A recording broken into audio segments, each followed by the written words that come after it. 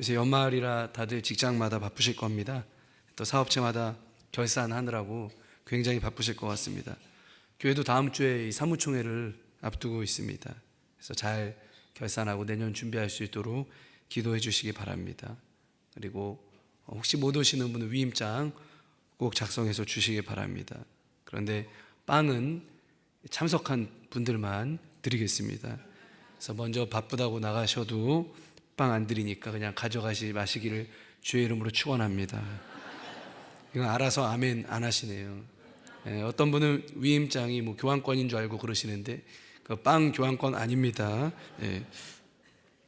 우리가 1년만 근데 결산이 있는 게 아니고 인생과 역사에도 결산이 있습니다.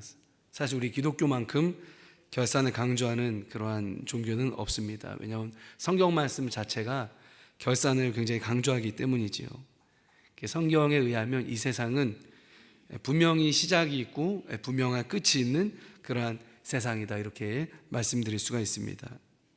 세상이 그냥 우연히 생겨나서 우연한 법칙으로 흘러가다가 우연에 의해서 소멸이 된다면 얼마나 이게 허무합니까? 그런데 성경은 완전히 다르게 말씀하고 있죠. 분명한 목적에 의해서 세상이 창조됐고 분명한 목적지를 향해서 이 세상이 가고 있다, 이렇게 얘기하고 있죠. 그래서 이 두 가지 생각이 하늘과 땅 차이입니다. 세상이 그냥 우연하게 생겨나서 막연하게 어디로 향하는지도 모르고 그냥 흘러가는 거라고 생각을 한다면요, 인생의 의미가 대체 뭘까 이렇게 생각할 때 좀 그 의미를 발견하기가 어렵습니다. 나는 왜 존재하는가? 나는 어디에서 와서 어디로 가는가? 결국 나는 어떻게 되는가? 이거 찾을 수가 없지요. 세상 자체가 우연히 생겨난 건데 그거 찾을 수가 없죠. 나도 그냥 우연히 생겨난 먼지 같은 존재구나, 이렇게 생각하면 허무합니다. 그래서 좀 찾아봤어요. 그랬더니 인생 허무가가 있더라고요. 인생 허무가. 바늘 같은 약한 몸에 태산 같은 병을 실어 음산 노약 다 써봐도 음산의 노약이 무약이네. 찾는 것은 냉수로다. 이거 은혜 받으시면 안 돼요. 이게 몸 안 좋으셔서 너무 이걸로 은혜 받으시는 분이 있는데 이거 지금 은혜 받을 타이밍이 아니십니다. 그러니까 이 인생 허무가 대구 달성군 유가면 음리에서 전해져 내려오는 민요라고 합니다. 한 귀로 듣고 한 귀로 흘리시면 됩니다. 그래서 말을 안 해서 그렇지 이 무신론의 끝은요, 허무함에서 비롯된 절망입니다. 왜 소망이 없는 거죠. 왜냐하면 인생이 뭐 우주가 어떻게 될지도 모르고 이 세상이 장차 뭐 어디로 와서 어디로 갈지 모르는데 우리 인생이 얼마나 그럼 허무합니까? 또 죽으면 끝이라고 생각하면 얼마나 허무합니까? 우리가 간건해야 100살인데요. 굉장히 허무한 거죠. 근데 말씀대로 세상을 바라보면요, 이 생각이 완전히 180도 바뀝니다. 오늘 말씀 13절 한번 띄워주시기 바랍니다. 같이 한번 읽어보겠습니다. 시작. 나는 알파와 오메가요, 처음과 마지막이요, 시작과 마침이라. 예수님이요 분명히 얘기하고 있습니다. 나 누구냐? 알파랑 오메가다. 시작과 마침이다. 세상은 그러니까 시작이 되시는 예수님에 의해서 창조됐고 예수님의 손에 의해서 진행되다가 마침내 오메가가 되시는 예수님 앞에 도착하게 된다는 거죠. 세상이 우연히 생겨난 것도 아니고 우연히 흘러가는 것도 아니고 우연히 소멸되는 것도 아니라는 겁니다. 그래서 역사의 궁극적인 의미는 누굽니까? 예수님이 된다는 겁니다. 모든 역사는 시작이고 마침이 되시는 예수님을 향해서 한 치의 오차도 없이 흘러간다는 겁니다. 그래서 때가 차면은요, 우리 모두는 시작과 마침이 되시고 또 주인이 되시는 예수님 만나서 예수님 앞에서 결산을 받아야 된다는 겁니다. 그때 어떤 모습으로 주님 앞에 설 것인가, 이게 우리 인생의 의미죠. 이게 우리 역사의 의미라는 거죠. 예수님 뭐라고 하십니까? 12절 한번 띄워주시면 감사하겠습니다. 보라, 내가 속히 오리니 내가 줄 상이 내게 있어 각 사람에게 그가 행한 대로 갚아주리라. 이게 무슨 말이죠? 이게 무서운 말이죠. 한마디로 내가 너희 모두를 행한 대로 결산하겠다, 이러한 말씀입니다. 제가 예수님 안 믿었으면요, 이 말씀 듣고 회개했을 것 같아요. 예수님 믿었을 것 같아요. 굉장히 무섭더라고요. 행한 대로 갚아주겠다. 이 세상에는요, 마지막에 누굴 만나는지 모르고 그냥 살고 있죠. 그리고 자기 자신이 주인인 것처럼 살고 있습니다. 뭐 각자 나름의 기준으로 살고 있겠죠. 근데 예수님은요, 오늘 말씀에 분명히 말씀하시는 거죠. 내가 속히 와서 각 사람에게 행한 대로 갚아주겠다. 모두에게 뭐가 있다는 거예요? 결산의 때가 있다는 겁니다.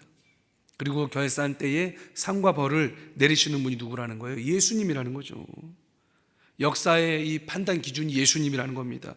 모든 인류의 행위의 판단 기준이 예수님이라는 겁니다. 그걸 선포하는 게 바로 우리 기독교의 신앙입니다. 왜 예수님만 구원입니까? 왜 그래요? 그분이 결산하시는 분이기 때문에 그래요. 그분이 모든 권한을 갖고 계시기 때문에 그렇습니다. 내가 하늘과 땅의 모든 권세를 받았다고 예수님 말씀하셨죠. 세상 사람들이 유감이 있어도 어쩔 수 없습니다.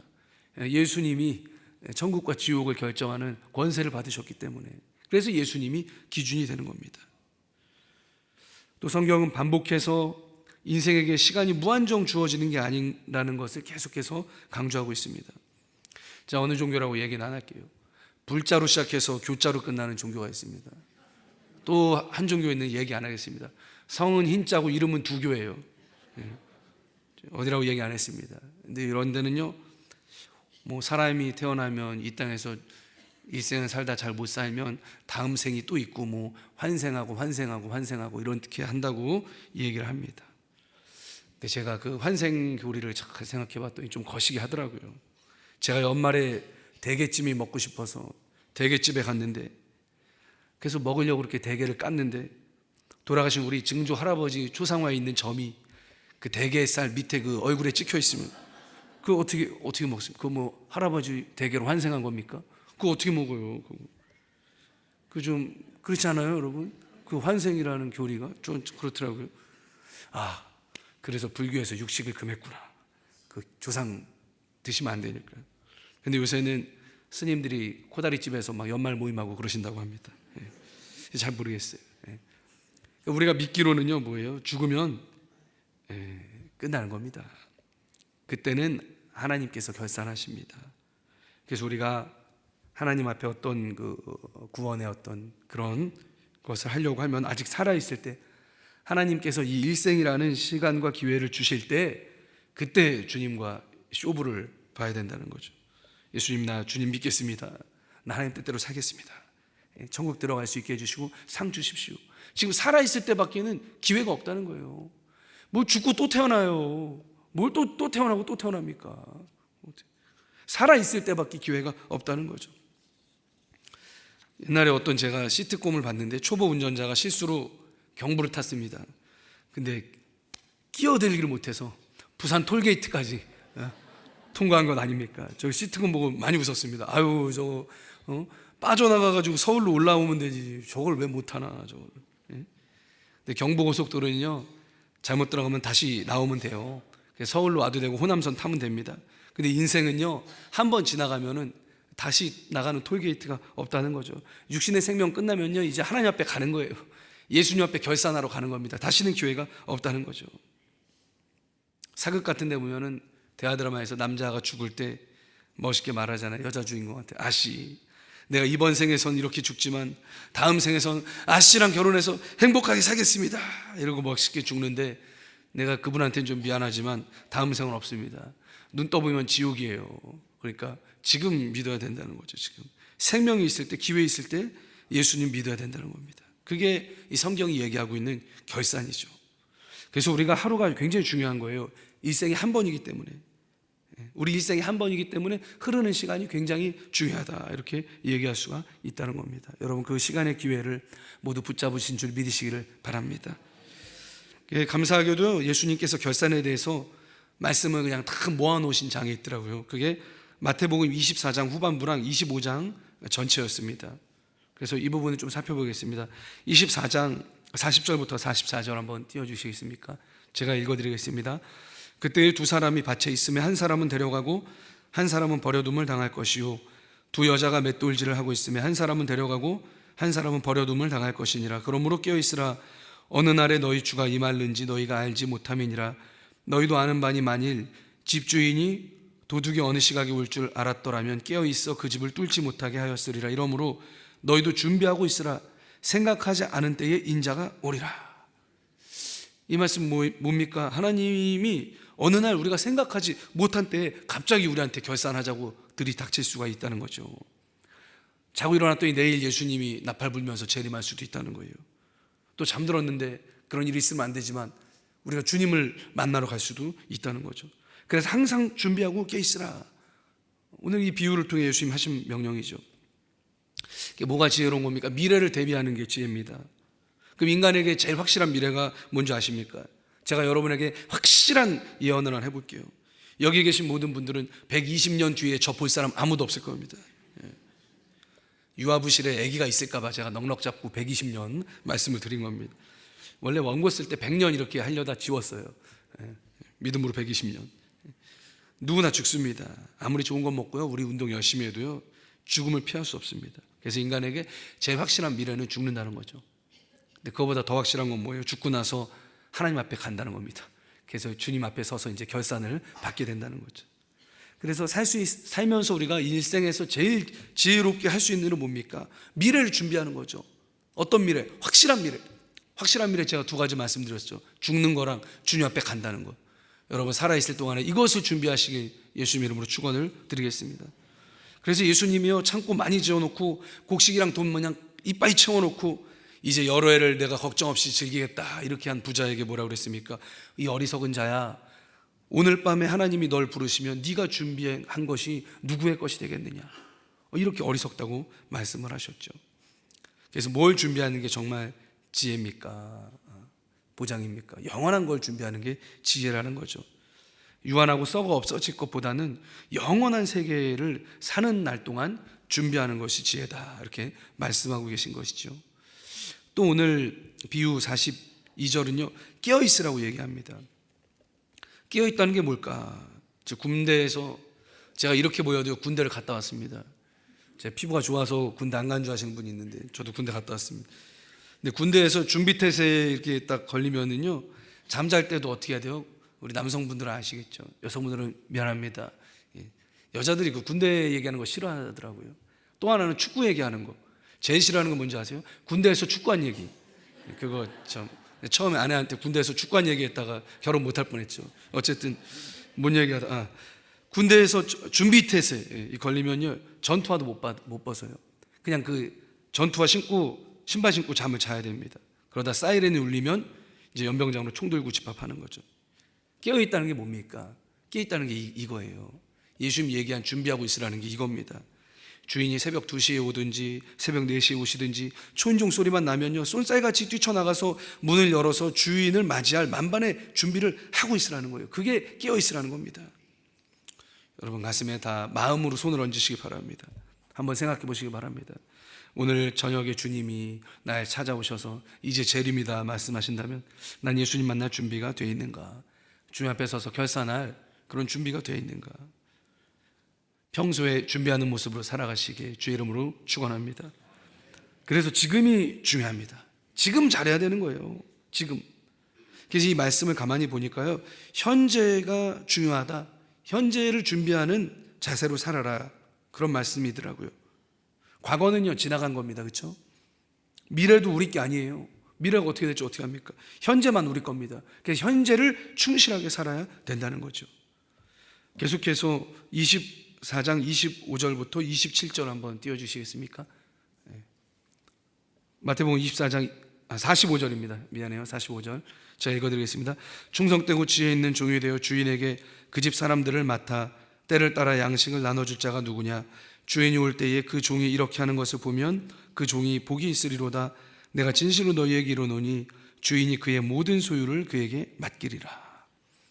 이 비유도 마찬가지입니다. 주님이 시킨 일을 지혜롭고 충성되게 한 사람이 주인이 올 때 상 받는다는 건데 어떤 상입니까? 주인이 자기 소유를 맡긴다는 거예요.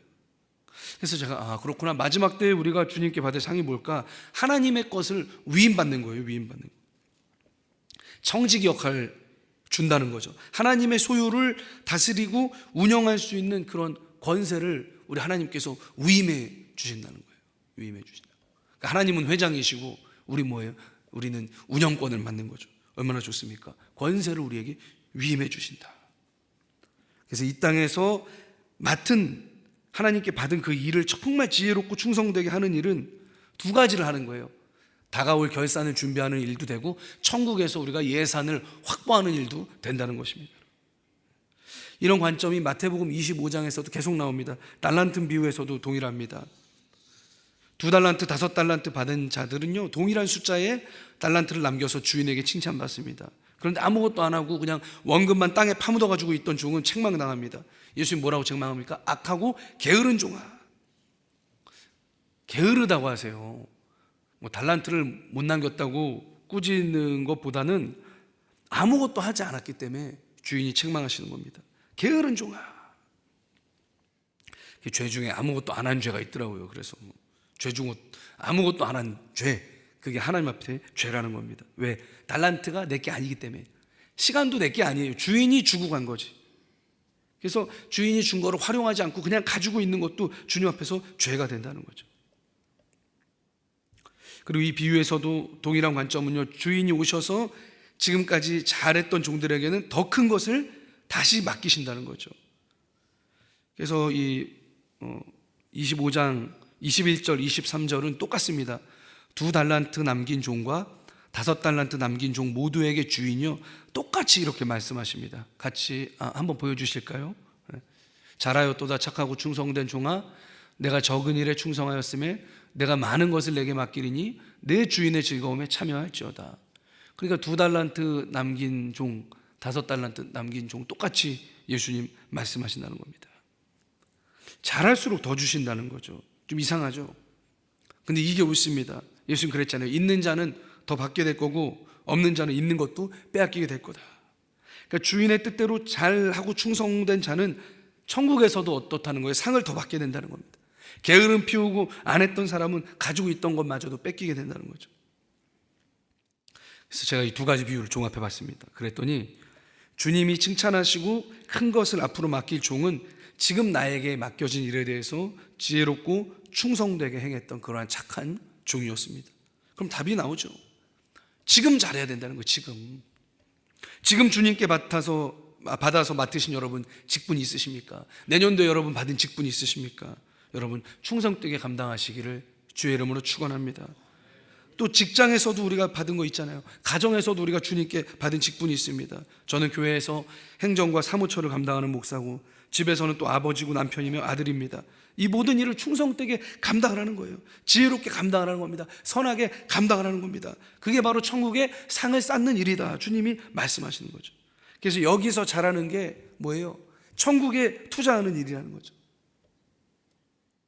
어떤 사람은 뭘 주님이 나한테 뭐 이런 조그만 일을 주셔가지고 내가 큰 일을 맡았으면 정말 주님 위해서 헌신할 텐데 나 이런 조그만 일 맡겨서 내가 빈정상해서 안 할 거다. 이거 잘못된 태도죠. 잘하면 더 큰 일을 주인이 주신다는 거죠.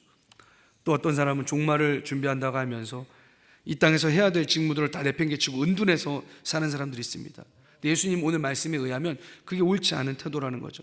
예수님 이 땅에서 너에게 맡겨준 것을 충실되게 하라, 지혜롭게 하라, 선하게 하라 말씀하고 계십니다. 그것이 천국의 상을 쌓는 일이다. 그래서 여러분의 현실의 직무를 여러분 끝까지 충성되게 행하시기 바랍니다. 회피해서 안 됩니다. 우리가 도망쳐도 뭐 갈 곳도 없습니다. 오히려 우리가 기도하면서 맡은 바의 직분을 열심으로 감당하면 성령께서 힘 주십니다. 충성되게 감당하려고 할 때 주님이 능력 주시고 지혜 주십니다. 주님이 주신 능력으로 모든 여러분 맡으신 방면의 직무에서 승리하시길 예수님 이름으로 축복을 드리겠습니다. 직장에서는요, 비즈니스에 승리하십시오. 또 그 가정을 돌보시는 주부분들은요, 김치찌개로 승부하셔야 됩니다. 교회에서는 직분에 여러분 승리하시기 바랍니다. 마태복음 25장은요 양과 염소 얘기를 또 하세요. 너무 많은데 제가 몇 가지 비유만 해봤습니다. 이 양과 염소의 비유는요, 예수님의 결산은 정확하다 이걸 얘기하고 있더라고요. 마지막 때에 하나님이 양과 염소 나누는데 내가 양인 줄 알았더니 결국 정체가 염소였다는 슬프고 아주 무서운 얘기가 나옵니다. 성경이 이야기하는 결산은요, 오차 없는 결산이라는 거예요. 궁극적인 판결이라는 겁니다. 정확한 판결이라는 거예요. 세상 판결은요 100% 공정하지 못합니다. 아침에 담임 목사님께서도 말씀하셨죠. 판결이 정치이다. 누가 정권 잡았냐에 의해서 많이 달라진다는 거죠. 하지만 하나님의 결산에는 착오가 없다고 성경은 얘기하고 있는 겁니다. 그래서 하나님께서 결산하실 때는요, 정체가 다 드러나게 된다는 거예요. 있는 그대로 드러나게 된다는 겁니다. 그런데 여기서 또 하나 눈여겨볼 것은 이 양과 염소를 나누는 기준입니다. 마태복음 25장 40절 그리고 25장 45절 같이 제가 읽어드리겠습니다. 임금이 대답하여 이르시되 내가 진실로 너희에게 이르노니 너희가 여기 내 형제 중에 지극히 작은 자 하나에게 한 것이 곧 내게 한 것이니라 하시고, 45절입니다. 이에 임금이 대답하여 이르시되 내가 진실로 너희에게 이르노니 이 지극히 작은 자 하나에게 하지 아니한 것이 곧 내게 하지 아니한 것이니라. 여러분, 지극히 작은 사람 한 분에게 잘하시기를 주의 이름으로 축원합니다. 보이는 게 다가 아니라는 거예요. 그 지극히 작은 사람이 예수님일 수도 있다는 거예요. 하나님께서 결산할 때 그걸 또 보신다는 겁니다. 연말에 여러분 작은 자를 좀 돌아보시고 찾아가시기를 바라겠습니다. 그 주님을 찾아뵙는 일이라는 거죠. 마지막으로 사도가 어떻게 결산에 대해서 얘기했나, 제가 이것도 궁금하더라고요. 예수님은 그렇게 말씀하셨는데 그럼 사도가 어떻게 얘기했나, 바울이 어떻게 얘기했나를 좀 찾아봤습니다. 바울은 결산에 대해서 이야기를 하면서 공정 얘기를 합니다. 고린도전서 3장 10절 11절 띄워주시기 바랍니다. 내게 주신 하나님의 은혜를 따라 내가 지혜로운 건축자와 같이 터를 닦아두매 다른 이가 그 위에 세우나 그러나 각각 어떻게 그 위에 세울까를 조심할지니라. 이 닦아둔 것 외에 능히 다른 터를 닦아둘 자가 없으니 이 터는 곧 예수 그리스도라. 건축에서 터를 닦는 게 제일 중요하죠. 단단한 터 위에 세워야 됩니다. 반석 위에 세워야 되죠. 이 단단한 반석이 예수님밖에 없다는 겁니다. 반석이신 예수님 위에 신앙의 터를 우리가 세워나가야 되는데, 그래야 영원한 미래를 보장받는데, 근데 바울이 여기서 한 단계 더 나가서 뭐라고 그럽니까? 그러나 각각 어떻게 그 위에 세울까? 조심해라. 예수님이라는 토대 위에 우리가 믿음의 집을 짓는데 각각 다른 형태의 집을 질 수 있다는 거예요. 12절 13절 띄워주시기 바랍니다. 만일 누구든지 금이나 은이나 보석이나 나무나 풀이나 지프로 이 터 위에 세우면 각 사람의 공적이 나타날 터인데 그날이 공적을 밝히리니 이는 불로 나타내고 그 불이 각 사람의 공적이 어떠한 것을 시험할 것임이라. 그러니까 예수님 위에 우리가 각각의 신앙을 세울 것인데 그 신앙의 모습이 다 다르다는 거예요. 어떤 이는 금과 같고 어떤 이는 은과 같고 어떤 이는 보석과 같고 어떤 이는 나무와 풀과 집과 같을 것이다. 그리고 하나님의 때가 되면요, 하나님의 불에 의해서 자기가 세운 게 뭔지를 다 시험한다는 거예요. 이게 예수님이 다시 오시는 그날이 되시겠죠. 그래서 그 결산의 날에는 자기가 예수님이라는 토대 위에 세웠던 집이 뭘로 만든 집이었는지가 다 드러나게 된다는 겁니다. 평가를 받게 된다는 거죠. 각 사람이 세워놓은 그 신앙의 집이 어떤 집인지 하나님의 불에 의해서 시험을 받는다는 거예요. 일종의 그 과학 시간에 여러분 해보셨죠? 리트머스 시험지가 된다는 거예요. 금이냐 은이냐 불에 타 없어질 지푸라기냐, 그게 드러나게 된다는 거죠. 14절 15절 보여주시기 바랍니다. 만일 누구든지 그 위에 세운 공적이 그대로 있으면 상을 받고 누구든지 그 공적이 불타면 해를 받으리니 그러나 자신은 구원을 받되 불 가운데서 받은 것 같으리라. 그러니까 이 불을 통과하고도 남아있는 공적이 있다면 그는 그 공적대로 하나님께 상을 받게 된다는 거예요. 예수님 말씀하신 달란트 비유와 똑같지 않습니까? 그 남긴 것대로 상을 받는 겁니다. 하지만 이 불을 견디지 못하고 불타버린 공적들은요, 해를 받는데 구원은 받되 불 가운데서 받은 것 같이 부끄러운 구원이 될 것이다. 예수님 위에 세웠으니까 구원은 받지만 지푸라기처럼 다 타져버리면 천국에서 받을 것이 없는 부끄러운 구원이 된다는 것입니다. 그러므로 예수 그리스도의 터 위에 신앙의 집을 세울 때 우리가 심혈을 기울여서 조심해서 세워야 된다는 겁니다. 저는 여기서 이 바울의 상급 개념을 봤습니다. 천국에 가는데 똑같이 천국 가지만 상급은 다르구나. 상급은 차등이 있다는 것을 이 공적 이야기 가운데 얘기하고 있더라고요. 그러니까 우리가 여기도 포인트는 비슷합니다. 우리가 지금 이 땅에서 세우는 것들이, 이 땅에서 살아가는 날 동안 세우는 믿음의 집들이 주님 앞에 선 그날에 각자 다른 공적이 된다는 말씀입니다. 굉장히 엄격한 말씀이죠. 어떻게 보면 굉장히 엄격한 말씀입니다. 그러므로 이 말씀은 예수 그리스도라는 터 위에, 동일한 터 위에 금과 은과 보석과 같은 정결한 신앙의 집을 지으라고 권면한다고 볼 수가 있습니다. 여러분, 보석의 집 지으시기를, 다이아몬드 같은 집을 지으시길 주님의 이름으로 축원을 드리겠습니다. 오늘 말씀 결론입니다. 마무리하겠습니다. 우리 모두는 모두 예수님이라는 목적지를 만나도록 예정되어 있습니다. 그렇기 때문에 이 땅에 있을 때 예수님 만날 준비를 하면서 살아야 됩니다. 먼저는 현재 나에게 주신 사명에 충실한 것이야말로 최선의 주님 만날 준비입니다. 또한 주님은 바쁜 일상 가운데서도 나보다 어려운 이들을 사랑하며 사는 것이야말로 주님 만날 준비를 하는 일임을 말씀하셨습니다. 지극히 작은 자 하나에게 한 것이 나에게 한 것이다. 또한 예수 그리스도라는 믿음의 터 위에 이 땅에서 어떤 믿음의 집을 짓는가에 따라서 천국에는 그 상이 다르다는 것을 분명히 이야기하고 있었습니다. 착하고 지혜롭고 충성된 종이 되셔서 천국에서 큰 소유를 맡으시고 큰 상 받으시는 저와 여러분 되시기를 주의 이름으로 축원을 드리겠습니다.